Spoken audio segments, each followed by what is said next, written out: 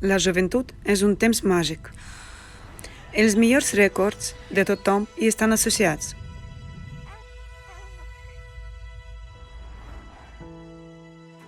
Algunes persones volen no perdre-la, mentre que altres esperen recuperar-la. La ciència moderna assumeix una missió complicada, no només restaurar la nostra joventut, sinó també allargar la vida durant centenars d'anys. Durant milers d'anys, biòlegs, físics, químics i altres científics han estat lluitant per resoldre aquesta tasca difícil, buscant l'elixir de la immortalitat. Algunes persones creuen que la resposta es troba a l'ADN, mentre que altres pensen que està al cervell. Però i si diem que ara, per primera vegada a la història, la ciència està a la vora d'un gran descobriment? Avui aixecarem lleugerament el vel sobre el misteri que ha intrigat les grans ments al llarg de la història. Respondrem a la pregunta més important. Podem viure més de 1000 anys mantenint un cos jove i sa i on es guarda el secret de la nostra longevitat. En primer lloc, fem una ullada a quina etapa del desenvolupament es troba la ciència moderna, tot i que sembla que els científics estan utilitzant una varietat d'enfocaments en el seu intent d'allargar la vida, tot es redueix a una cosa, manipulacions amb l'ADN.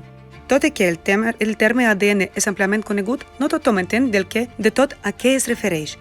En termes senzills, el nostre cos s'imprimeix com un objecte en una impressora 3D, segons instruccions de l'ADN.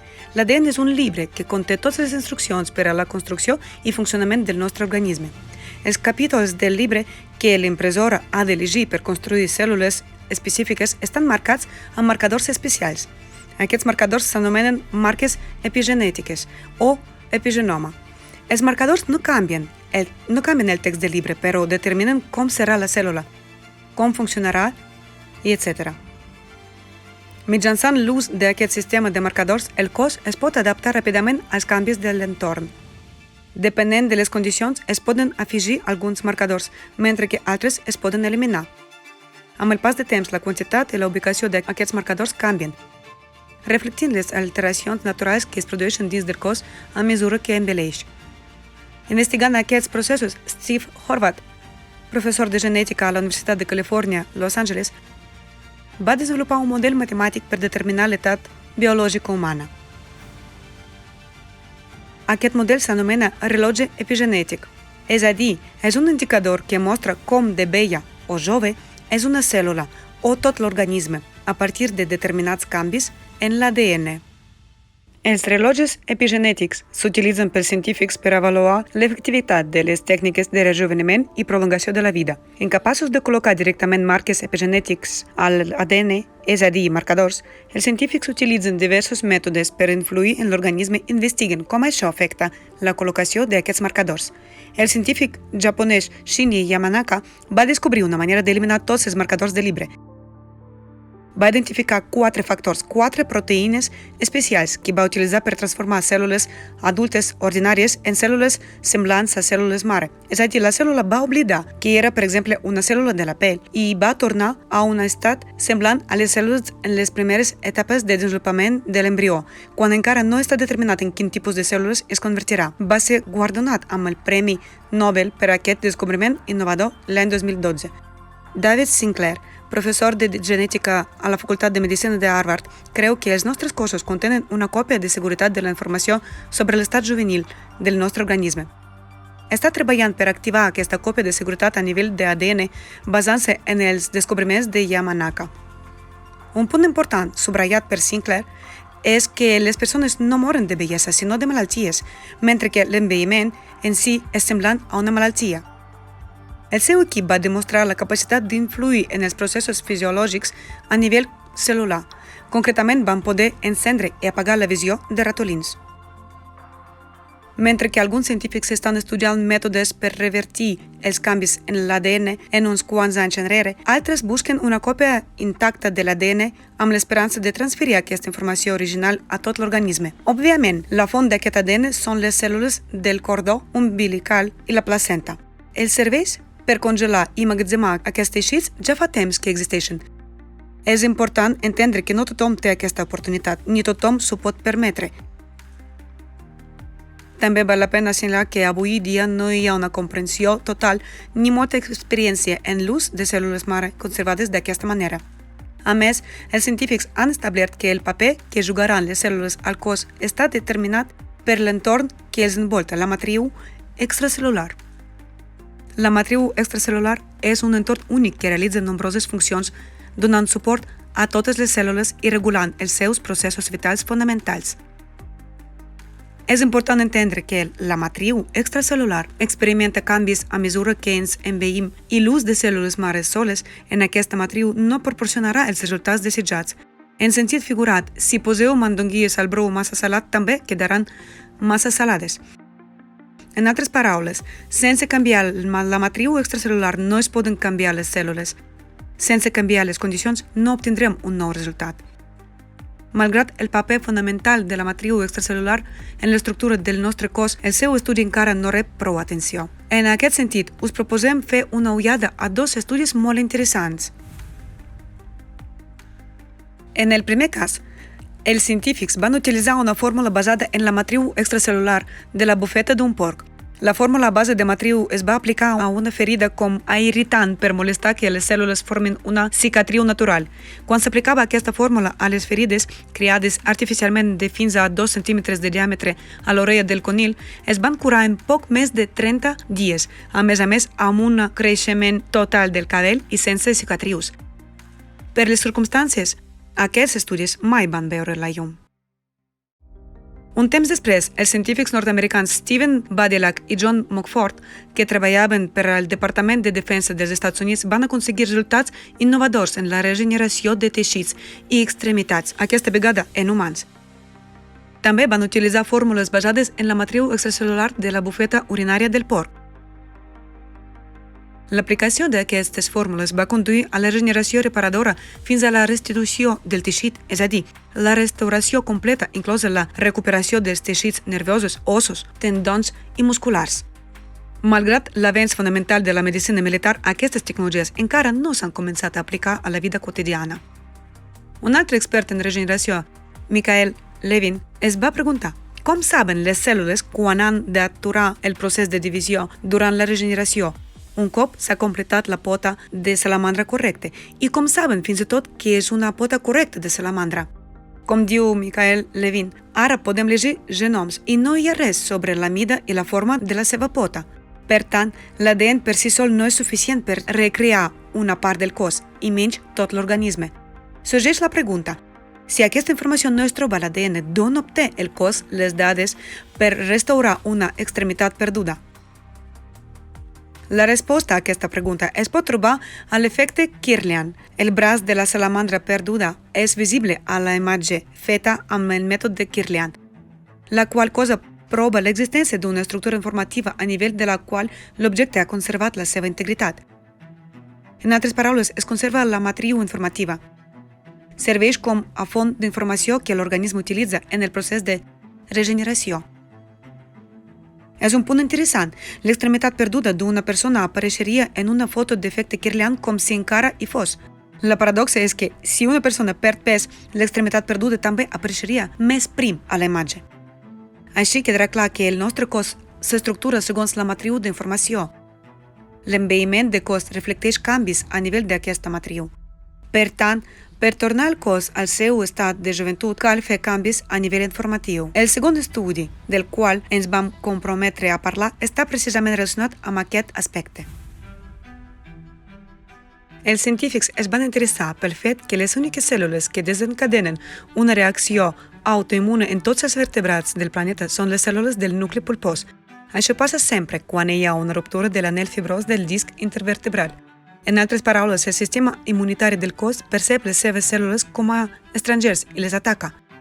Com pot el propi teixit desencadenar una resposta del sistema immunitari contra si mateix? És una paradoxa. Això no hauria d'estar passant. Els científics estaven interessats en com reaccionaria el cos si s'administraria per via intravenosa una substància del matriu purificada del nucli pulpós. La substància del nucli pulpós es va agafar per punció i es va refinar de les cèl·lules fins que només va quedar la matriu mateixa. A continuació es va purificar la pròpia matriu. La substància obtinguda es va provar en ratolins i va allargar la seva vida útil més enllà del límit de l'espècie. Els ratolins vells que estaven a punt de morir aviat van tornar a viure. El grup control va morir molt aviat, mentre que aquests ratolins, al cap de 3 mesos van guanyar una segona vida, van començar a reproduir-se i van continuar existint durant més de 10 anys. Com a resultat de l'experiment va ser possible recuperar la joventut i allargar la vida útil dels ratolins per 3. En altres paraules, els ratolins van viure no només una vida mitjana, sinó una vida útil completa, 400 anys en termes de vida humana, sempre que la substància s'administrava cada 3 mesos. No hi havia signes d'envelliment. Els ratolins eren joves i sants i ni tan sols eren conscients del que els havia passat. Malauradament, l'experiment es va haver d'aturar per circumstàncies externes. Val a dir que després d'aturar l'administració de la substància no es va observar un envelliment accelerat i els ratolins van viure fins a la vellesa com de costum. El mateix resultat es va obtenir amb els conills, però la seva vida útil només es va allargar una vegada a causa de la seva major esperança de vida i la necessitat de parar l'experiment.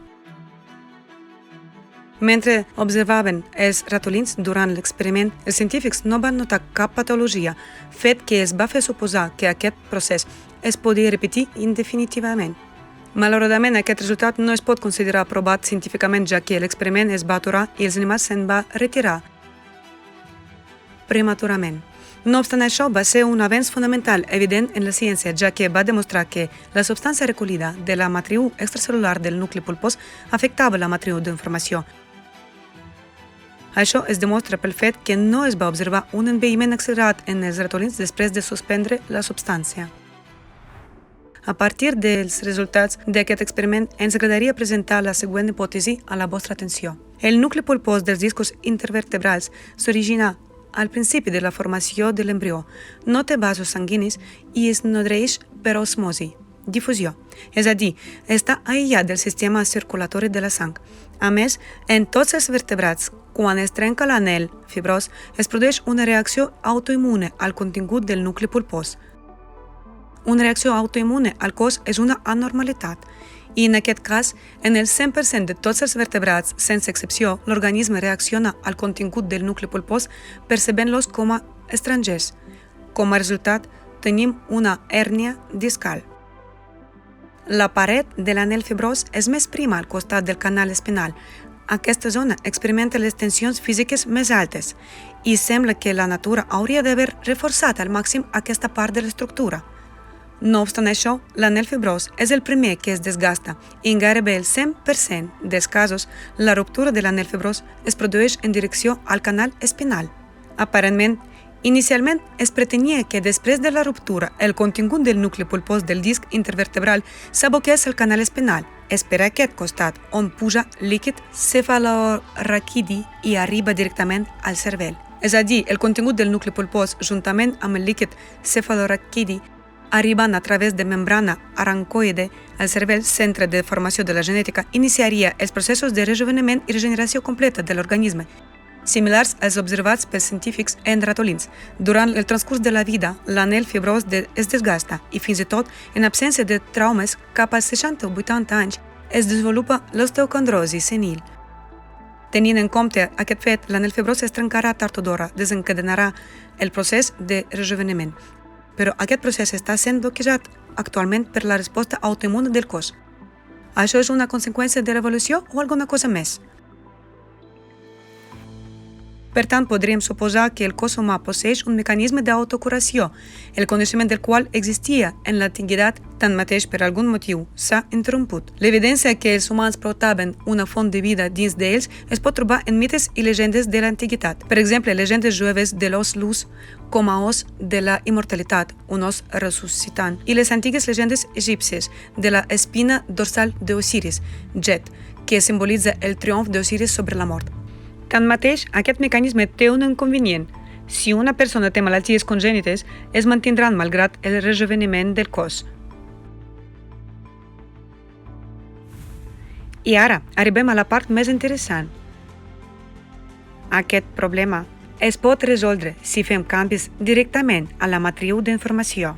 És en aquest nivell on funcionarà la càpsula de salut, esmentada al fòrum Crisi Global, i hi ha una sortida. La càpsula de salut formarà la matriu informativa d'un cos sa i jove, i les cèl·lules es reconstruiran segons el nou programa. En només 30 segons al dia, la càpsula escanejarà i repararà el nostre cos, canviant cada cèl·lula al nivell quàntic més enllà. La càpsula de regeneració de primera generació 1.0. La càpsula de regeneració és una cura diària integral única per al teu cos que inclou diagnòstic del teu cos, prevenció i tractament de qualsevol malaltia, excepte trastorns mentals, restauració de parts del cos i òrgans perduts, remodelació corporal segons els teus desitjos, procediments higiènics i cures cosmètiques corporals. Gràcies a aquest innovador mètode, no només podràs revitalitzar el teu cos, sinó també allargar la teva vida fins a 1.500 anys. La càpsula de regeneració actua a nivell informatiu i físic. A nivell físic, la càpsula de regeneració detectarà qualsevol paràsit, virus, bacteri o toxina que hi hagi al teu cos, en extraurà energia i la transformarà en elements útils per a tu. Pot eliminar urgentment qualsevol alteració patològica, com ara coàguls de sang, hemorràgies o càlculs, eliminar la inflamació i restaurar els òrgans i teixits danyats del cosinus. Gràcies a aquesta tecnologia, ja no són necessaris procediments higiènics com dutxar-se o raspallar-se les dents. Les partícules epitelials o qualsevol brutícia es descompondran en partícules elementals i es faran servir com a material de construcció útil per transformar el teu cosinus. A nivell informatiu, la càpsula de salut restaura totes les funcions de l'organisme i rejuveneix el teu cos a nivell de l'ADN, ja que conté tota la informació sobre com ha de funcionar el cosinus. La càpsula només canvia el programa dins de l'ADN i corregeix només un píxel més enllà del quàntum. La resta ho fa el mateix organisme d'acord amb la nova informació. Qualsevol cèl·lula es pot reprogramar d'aquesta manera. S'elimina tot allò innecessari i s'afegeix tot que és necessari. Gràcies a aquesta tecnologia, pots canviar el teu aspecte modificant l'alçada, el pes, el volum corporal i establir un programa per a la regeneració de membres i òrgans. Canviant la informació a nivell més enllà del quàntum, pots fer que una cèl·lula, així com tot el cos, rejuveneixi i tingui una llarga vida. A més, tot el procés té lloc a nivell micro, de manera totalment indolora i segura per a tu. Gràcies a la càpsula de regeneració, qualsevol òrgan malalt es pot reparar a l'instant i la seva funció es restablirà. No cal substituir el cor per una altra persona perquè comenci a bategar, només cal executar el programa necessari a la càpsula de regeneració. Ara podeu triar l'aspecte que vulgueu. Per transformar tot el cos cal temps, depenent de l'escala dels canvis antropomètrics, perquè el cos es transformi d'acord amb la nova informació de l'ADN. Les transformacions físiques del cos humà tenen lloc en un període de 9 a 14 mesos. Inicia el programa de rejuveniment i manteniment de la vida a la teva càpsula i, cada dia, et sentiràs més sa, més jove i més fort fins a assolir l'edat biològica de joventut definida pel teu programa. És possible prorrogar la vida humana mitjana de fins a 1.500 anys en un cos jove i sa. També podeu canviar les característiques del vostre cos segons les vostres preferències. La tecnologia de la càpsula permet convertir-te en un atleta en qualsevol tipus de cos, to muscular i nivell d'entrenament, i mantenir aquesta forma segons els paràmetres establerts per tu. No cal dedicar temps personal a fer exercici. Només 30 segons passats a la càpsula al matí poden substituir hores d'entrenament, alliberant temps pel teu desenvolupament personal. Tots els procediments necessaris, inclosa la higiene, es fan simultàniament amb el programa de transformació. La tecnologia de la càpsula és molt fàcil d'utilitzar i completament segura per a tots. La informació sobre els paràmetres i les preferències personals s'emmagatzemarà a la base de dades unificada. Quan viatges a qualsevol lloc del món, pots activar el teu programa personal utilitzant qualsevol altra càpsula.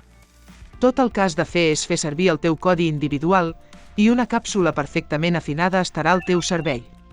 La càpsula de regeneració és una tecnologia innovadora que permet mantenir-te sa i jove durant molts centenars d'anys. Oblidar-te de qualsevol malaltia i millorar la teva qualitat de vida. Et desitgem un ús creatiu.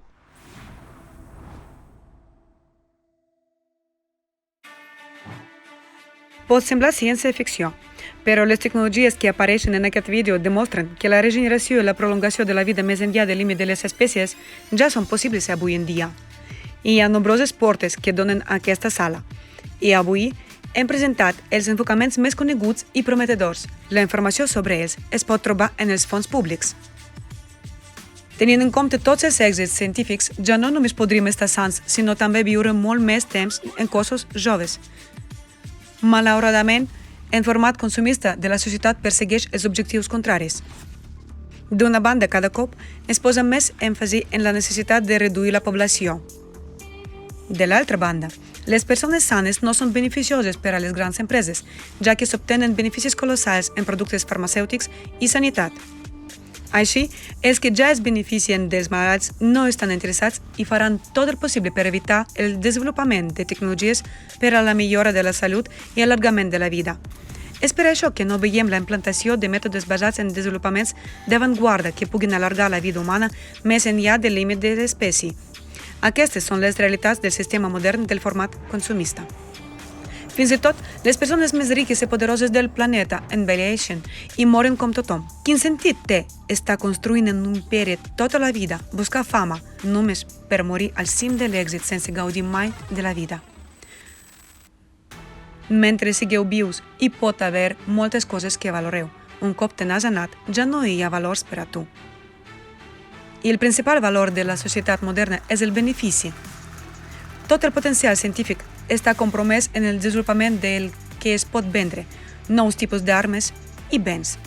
Mentrestant, la gent no ha allargat significativament la seva vida útil. Sorgeix la pregunta: quina diferència hi ha si moriu amb l'últim model de telèfon a les mans si no poguéssiu viure més temps? En realitat, no viureu més temps en un format consumista on els ordinadors ràpids són més importants que la salut i la longevitat. Aquest és l'absurd de la societat de consum que recolzem nosaltres mateixos. L'hem acceptat tal com és i ni tan sols pensem en el que és realment important per a cada persona, la vida. Voleu oblidar-vos de les malalties i envelliment, sentir com és estar realment saludable i començar a gaudir de la vida al màxim? Escolliu la vida. Escolliu societat creativa.